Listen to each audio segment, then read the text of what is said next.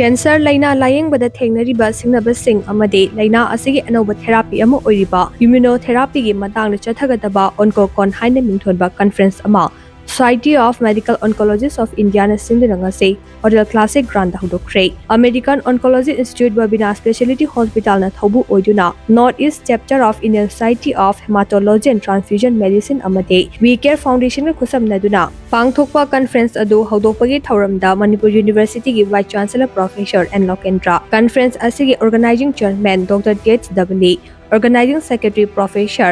Sibasis Bhattacharya amade AOI Babina Specialty Hospital ge surgical oncologist Dr. T.S. Danabira Matangchina Chief Case President amade guest of honor oina sargakhe AIMS New Delhi PGI Chandigarh Tata Memorial Hospital Mumbai dagi maming leiraba Dr. Taraga Mari yauna delegate kuntra romna saruk yaduna pangthokhiba conference aduka mari leinana Manipur University ke Vice Chancellor Professor N. Lokendra na hai ngasi haudokliba conference ase yamna singthaningai oiba amani conference asina nauna hogolakliba cancer gi doctor singda anouba kanaba kaya ama piragani thajai state asida bone marrow transplant ge service piba ngamlakpa ase aikoi pumna makki oina laibak phawani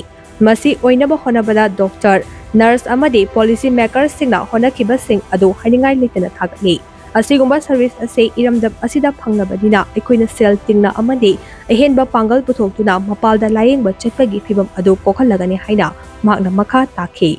Cancer is one of the most dreaded and devastating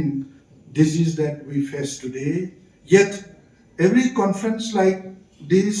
reminds us that we are not alone in this battle. Through innovation, research, compassion, and commitment, we are gradually changing the story from one of that fear to that of hope. And that story is being written right here in places like Manipur, where new chapters in cancer care have already begun.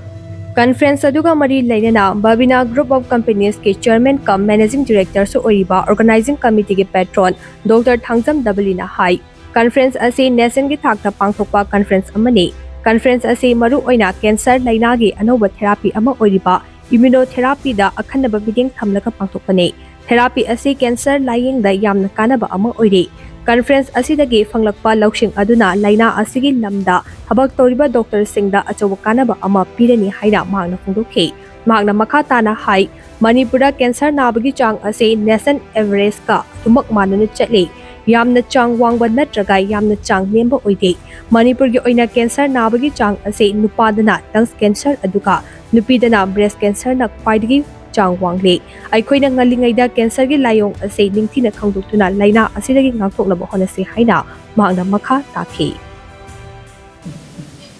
the top question amana immunotherapy gi masi anouba introduced to makhal gi kanon treatment ni masi purely koi chemotherapy ge maina hidda ko na ta chemical drug kumre mo ge du natte maina immunology ge mari leina ba aksang gi body defense ka mari leina ba du gi makhal gi treatment ni